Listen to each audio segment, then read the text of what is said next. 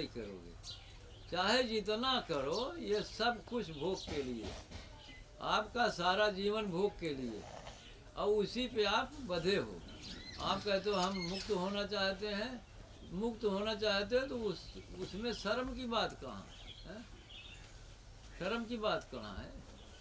तो हमने कहा कि बात शर्म की नहीं है, या तो भोगी और भोग्या के बीच का मामला है, या तो गुरु शिष्य के बीच का मामला है। तो भोगी भोग्या के बीच मुक्ति की बात नहीं है, ये गुरु शिष्य के बीच मुक्ति का मामला है।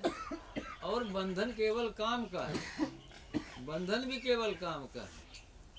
देहाध्यास का निर्माण ही बिना काम के नहीं हो सकता। एक बार बंटी पूछ रहे थे कैसे, कहा भाई समय मिलने पर विचार करेंगे।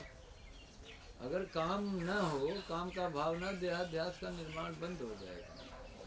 सूरत उलट के चढ़ेगी जब, सूरत उलट के जब चलेगी तो देहाध्यास का प्रश्न ही नहीं है, खत्म हो जाएगा। जैसे मूलाधार से अगर सूरत ऊर्जा प्राण ऊर्ध्वगामी हो गए तो स्थूल शरीर का देहाध्यास से ही समाप्त हो जाएगा, मूलाधार की। अवाज्ञा चक्र के ऊपर चलते हैं तो ब्रह्मांड का अध्यास खत्म हो जाएगा, और सार शब्द में प्रवेश करते करते सारा अध्यास खत्म हो जाएगा, विदेही अवस्था पैदा हो जाएगी। और ऊर्जा का निम्न प्रवाह चेतन के निम्न प्रवाह के नाते, चेतना के अधोगामी प्रवाह से ही प्राणों का अधो प्रवाह हो रहा है। तो यह ठीक है, अधो प्रवाह के लिए जिम्मेवार है काम का भाव।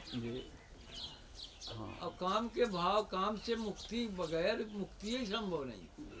पता नहीं कहाँ कहाँ मुक्ति लोग बताते, काम से मुक्ति बगैर मुक्ति ही नहीं।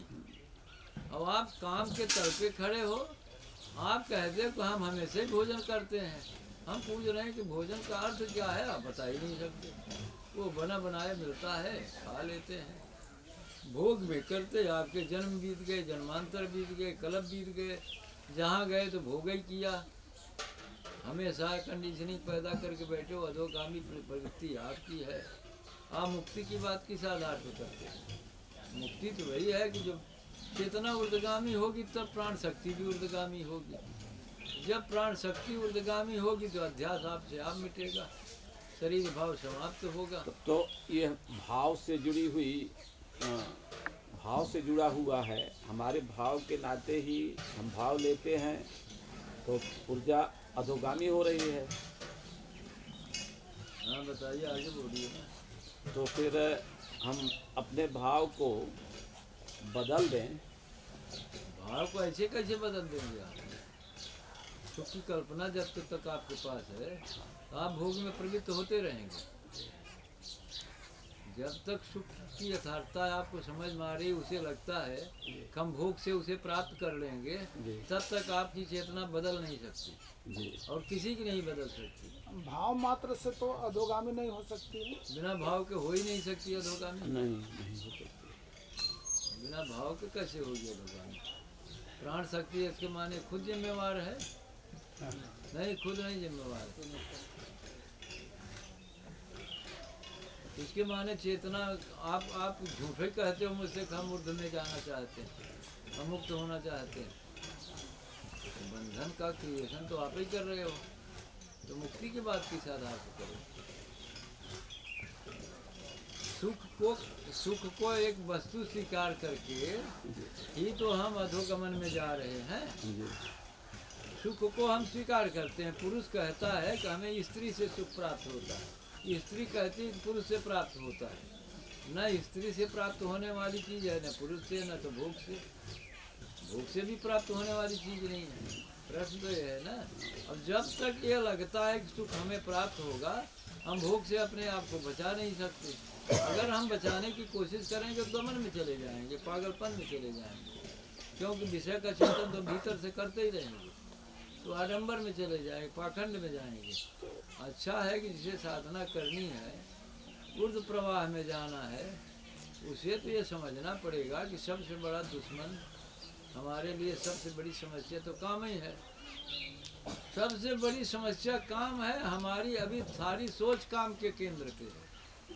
हमारी सोच सारी काम के केंद्र पे है। हम विषय के बटोरने में ही लगे हुए हैं। कितना पैसा मिल जाए, कितने भोग के साधन मिल जाएं, कितना सुंदर महल मिल, महल क्या सुंदर होता,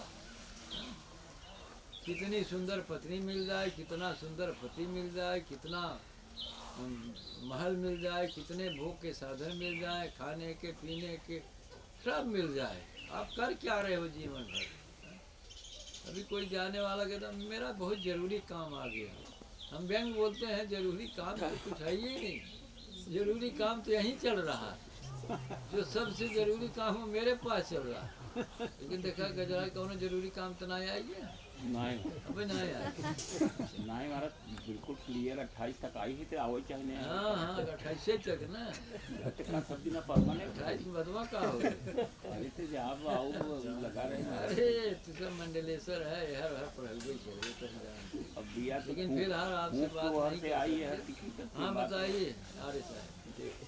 तो अब जरूरी काम क्या है, जरूरी काम है दुख से निवृत्ति। जी दुख का कारण वासना है, जी वासना सुख के सत्ता के बगैर सिद्ध नहीं होती। जी समझ में नहीं आ रही, इतना तो समझ में आ ही जाना चाहिए। जी और सुख की सत्ता सिद्ध हो ही नहीं सकती। अब हम कह रहे हैं भोग में वो सुख की सत्ता यहाँ सिर्फ, यहाँ तो आनंद की भाषणा चल रही जिसे आप सुख कह रहे, सुख की सत्ता कैसे सिद्ध करोगे। तो वही सीप वाले सीप में चांदी।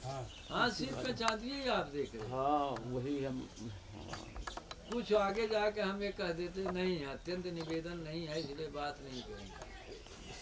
अत्यंत निवेदन का मतलब वहाँ है कि कुछ समस्याएं हैं बात करने में। भाषणा करें, भाषणा तो के लिए तो वस्तु का होना। अरे कुछ नहीं होता क्या है, देखिए अगर ठीक से कहा जाएगा भोगी चित्त जो है ये कभी योगी बन ही नहीं सकता है, प्रश्न ही नहीं। भोगी चित्त देखा हो कुकुर आए वो हल्ला में चाहिए ना ये जने क्यों पकड़े तो कहा भगाओ ना यहाँ पे कोई बारे हम आते कल के दे डेला मार एक गावा 2 मिनट हम चुपाई। ऐसा है कि अध्यास का निर्माण तो हम तो जब अपनी ऊर्जा को अपनी चेतना को इस संसार में ला रहे हैं तो दुखा तो इसी से बन रहा है ना। और इसका कारण सिर्फ एक ही है काम, वासना। बास सूरत लई आवई तो शब्द सूरत लई वासना के नाते बार बार आप इस संसार में आ रहे हो, बार बार आ रहे। यहाँ आने की क्या जरूरत है, शरीर पकड़ने का क्या अर्थ, इस शरीर में है ही क्या। क्योंकि शरीर पकड़ते इसीलिए है आपको लगता है कि शरीर के माध्यम से सुख मिलता है। हाँ हाँ शरीर जवान रहेगी तब न भोग करेंगे तब मजा आएगा ना, तो मजा लेने आप आते हो। तो वो लोग कहते हैं ना कि बड़ा मौज आती है ना, बड़ा मौज आती है तो मजे लेने में तो दुख मिलता है। जिसे दुख से बचना है उसे सुख से भी बच लेना चाहिए। चालाक आदमी वही है, अगर दुख से बचना है सुख से बच जाए तो सुखा से कैसे बच